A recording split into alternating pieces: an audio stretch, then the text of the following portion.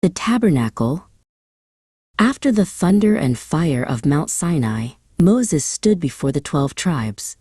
He held the 2 stone tablets, the words of the covenant shining with renewed purpose. "This is what the Lord commanded," he declared. "Keep the Sabbath holy, and let every willing heart bring an offering for the Lord's dwelling place." Moses spoke of the gifts needed: gold, silver, bronze, blue, purple, and scarlet yarns, fine linen, goat hair, ram skins, and acacia wood, everything required to build the Mishkan, the tabernacle of God. The desert air hummed with excitement as the people absorbed the scale of the holy task. Immediately, the people came. Rich and poor, men and women, they brought rings, necklaces, bracelets, gold bowls, and bolts of precious cloth.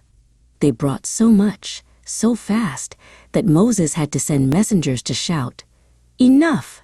Stop bringing offerings! The work is overflowing."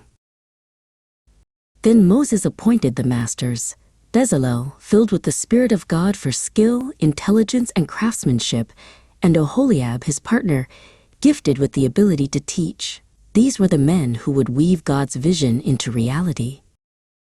The work began. Bezalel directed the weaving of the inner curtains, 10 strips of fine linen, embroidered with cherubim in glorious blue, purple, and scarlet. These would form the very roof and walls of God's inner sanctuary, where only holiness could enter. Meanwhile, Oholiab oversaw the crafting of the holy furniture. The Ark of the Covenant, overlaid with pure gold, took shape. It was a holy box, where the covenant tablets would rest, marking the place where God's presence would meet them. Outside the sacred tent, the great altar of burnt offering was built of bronze, its nets and fire pans ready for sacrifice. The laver, a massive basin for washing, stood polished and bright, reflecting the desert sky and reminding the priests they must be clean to serve God. Finally, the priestly garments were fashioned. For the high priest, the magnificent ephod and the breastplate of judgment, sparkling with 12 stones, each stone bearing the name of a tribe, a constant reminder of God's people before him. Every piece completed, every stitch counted, the workers laid out their masterpieces before Moses. He inspected every curtain, every pole, every utensil.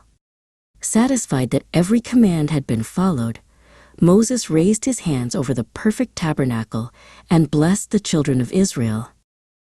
On the first day of the first month, the Mishkan was erected, and then a great cloud covered the tent of meeting, and the glory of the Lord filled the tabernacle. God had kept his promise. He had come to dwell among his people, confirming their willing obedience.